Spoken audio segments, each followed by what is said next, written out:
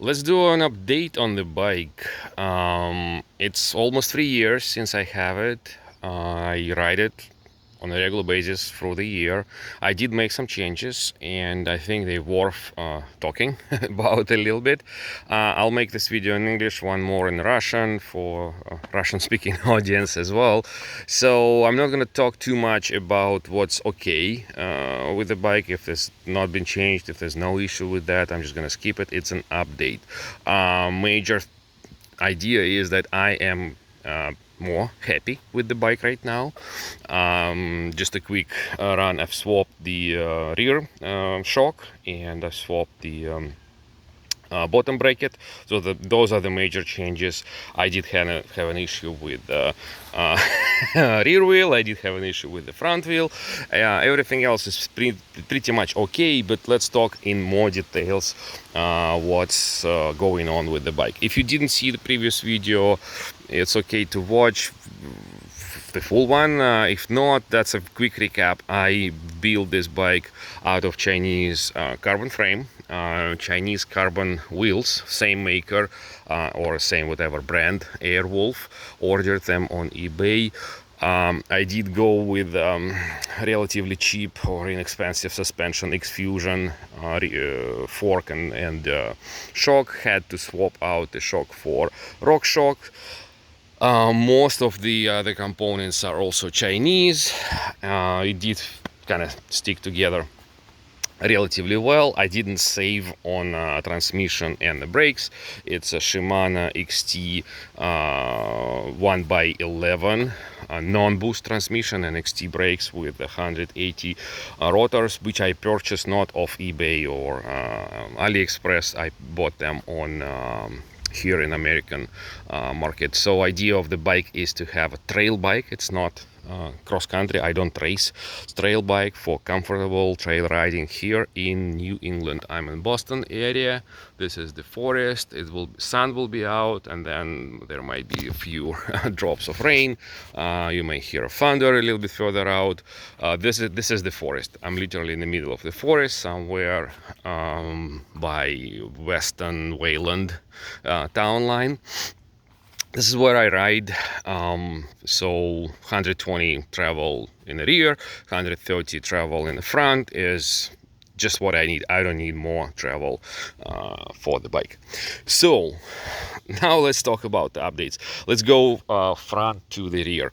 The rear is more interesting story because my wife ran over this rear wheel with my Jeep. So another story about it. So this front wheel, one of the spokes got broken somewhere in here. I took it to one of the bike mechanics in the area. He said, "Oh, you have a crack here in the in the spine of this rim." I'm like, "I don't even see it." So he's like, "Oh, it's gonna be wasted. This whole rim will be wasted." I kind of got disappointed, went to another mechanic. He said, "You know what, I think you'll be fine," and he fixed it. I don't fix wheels. I don't have a stand to threw them up, so that's why I go for the mechanic. And I now literally, after a few months of riding, after he fixed it, I don't have any more issues. Also with the fixing this, he changed the short valve for the long one, and I kind of don't like it. It's too big. The short one, I was complaining in the previous video, the standard length of the valve with those very high profile rims, it just sticks out barely enough to get the pump on. So anyway, don't make my mistakes, right? So this looks too big. Everything else is pretty good with the wheel. You see the changes to the color. Those were like a brown skin wall tires, and because of the sealant, because of the sun, because of everything, it just turns like a grayish. So for example, here you see through the casing how the sealant just comes out like the white spots. Other than that, they hold very well. I did add the sealant maybe once in 3 years, so they keep pressure very well. I had issues here with and here with the headset not properly fitting into the frame, but it's just the gaps didn't give me any issues. Also, like a small changes, I did change the grips. Of course, the cheap ones, fake leather ones, they got torn very quick. Those ones, AM all mountain, they are a little bit more pricey, but they hold quite well for I think a couple years already. I do now run this little like a phone mount. Some use it sometimes. It's the one of the lightest ones which I was able to find. The carbon handlebar didn't break. Again, with the trail riding, it's good, but this thing's changed. And I mean, it changed itself. I didn't change this front thing of the stem. It was black when I bought it, but this strange alloy, it's not even a paint, because there was no like a paint chips. It's some kind of anodization process or whatever it is, which made it black. All the black color is gone. Now I have this strange, I don't even know, like a bronzish type of light bronze type of color on this cap. I have no idea. I just want to keep it like this. Yeah, the bottle mount and everything else here is good. So let's talk about the rear end and the shock, what changed, and I kind of like it better now. It's kind of like almost perfect, I should say. So first of all, I swapped the rear shock from X-Fusion to RockShox. It was a sale of RockShox. That's not a RockShox sale. It was on bikesdirect.com, I think. They had this one on sale during Thanksgiving time for whatever money. I don't remember. Not expensive at all. So, and that's the right size for this shock. This shock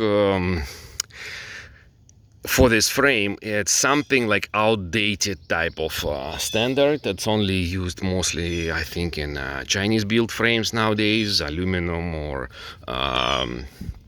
carbon. So it's hard to find a new one with this size. When I've seen it, I got it because I knew that the X-Fusion one with the remote did not work. The whole idea of remote was initially that I go from my house where I live, I go on through the town on the paved roads to the forest. I do my loops in the forest, and then sometimes I go to the Massachusetts trail. It's paved, drive a little bit through that, not drive, ride a little bit through that trail and then back into the forest. So I wanted a quick lockout on the handlebar, and it didn't work for me. So I decided to go for this one. It's not remote, it's just, I kind of like, if I use it 4 times, 2 times, 4 times during a ride, that's okay. Just have to reach it with the hand, no big deal. And it's a better shock, I think, because I feel it now better because I was able to mount it the right way. So it looks like the X-Fusion was also mounted not perfectly. There was a little bit of a gaps here, and it led to actually a play of rear wheel, to a significant play. Now there's no play. This wobble with a little bit is just the wheel itself and maybe a little bit of those pegs, but there's no wobble which goes like all the way in here. It's the way it should be. So, and of course it makes a very, very much more predictable and better ride comfort. Another thing which I changed, which is important, I changed the bottom bracket from the one which came with the frame. Very simple press fit bottom bracket. It's a like token. Maybe you can see this label here. I don't remember exactly the model number, You see this is token, but it's the one which is like from both sides inside the bracket.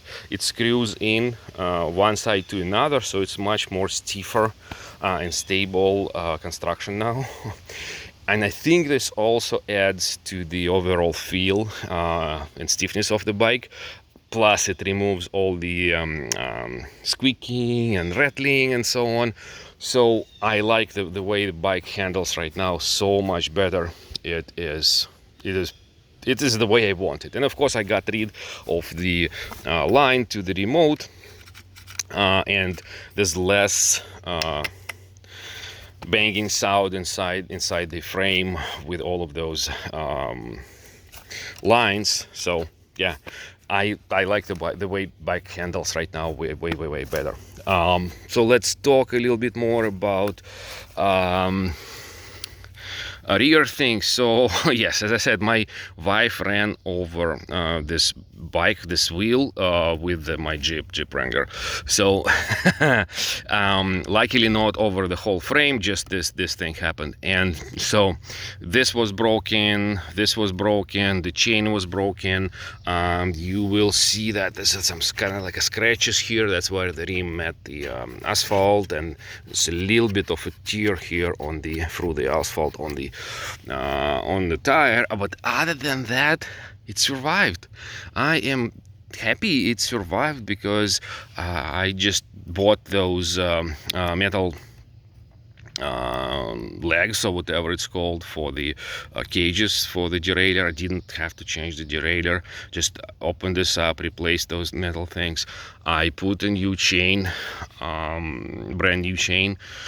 It happened this year, so it was time to change it anyway. I did put a new derailleur hanger. I have a few spare ones from the maker. They are custom, but if you contact Airwolf, they will send them to you. They ask for kind of like significant money per single one, but if you ask them, oh, can you ship me free, so I pay just for one shipping, they will give you this link to the proper item on eBay or AliExpress, and you get, I got 3 or 4, I don't remember.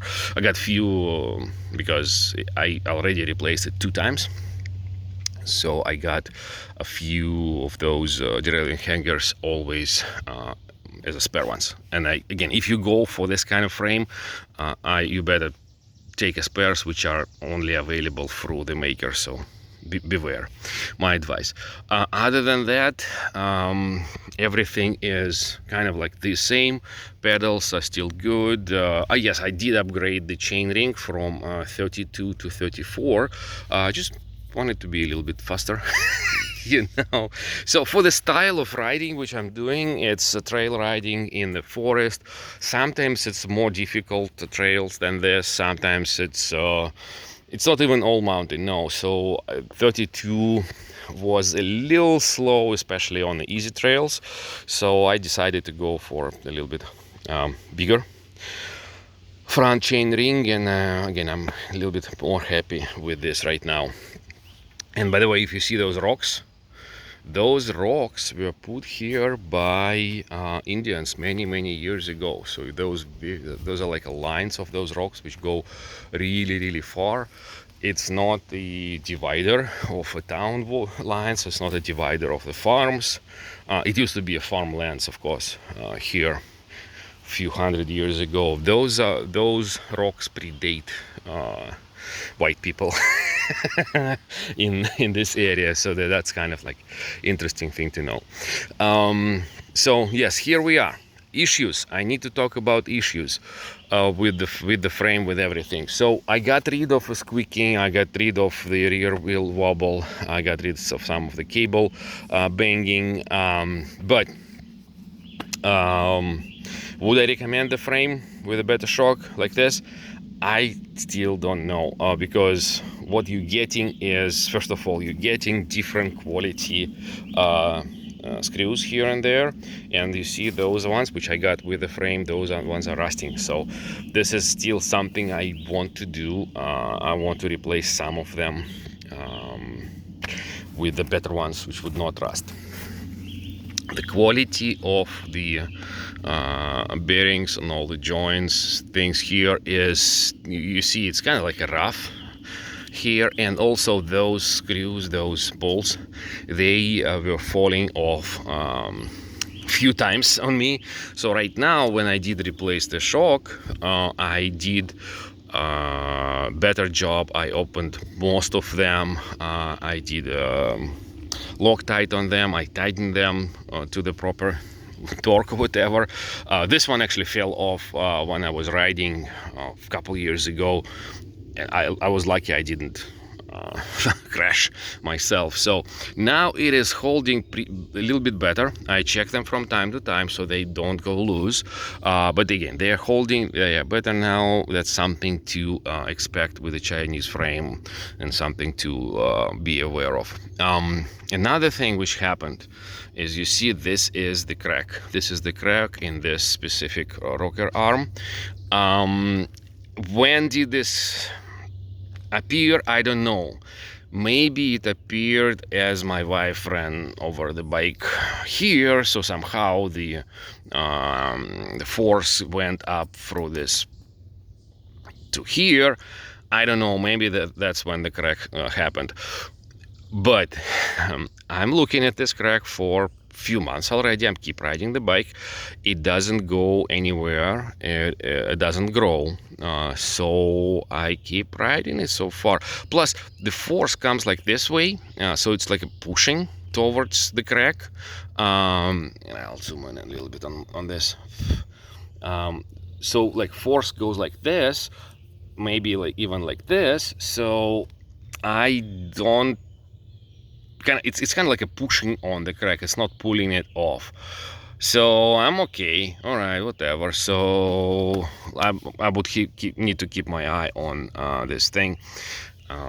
If it's gonna keep growing, then again I will contact Airwolf through eBay or whatever, and I'll ask them for this part only, and I think they can do it. I kind of already asked preliminary if they can do spare parts. They say they do. Also, once I kind of noticed, oh, there's a crack here, and I thought, well, then it will ruin the frame. But it was not a crack. You see those spots? This is sap. This is sap from all of those trees here, those American white pine trees. There's a lot of sap from them, but luckily that's not a crack. And of course the frame has a little bit of the scratches. This is where I carry it on the bike rack on the Jeep. For another contact point with the bike carrier, I put a sticker here, so it just kind of protects it, so there's no scratch, at least no pressure which will damage the main tube here. So it's a little bit protected on both sides. Other than that, wiring like this one is okay. What else? Dropper is okay, saddle is okay, it's not torn, it's holding very well. This is the bike. So thank you for watching, thank you for the interest. Now what I'm gonna do? Now I'm gonna do a city bike. I think I'm gonna build next year, not this year. I'm gonna build a city bike also on a Chinese carbon frame, maybe even wheels, no suspension, maybe the same Airwolf. Those frames are not expensive. I don't need an expensive transmission for that one. So that will be my next project sometime next year, so I could ride it to the office maybe, or into the city. I don't go into the city that often.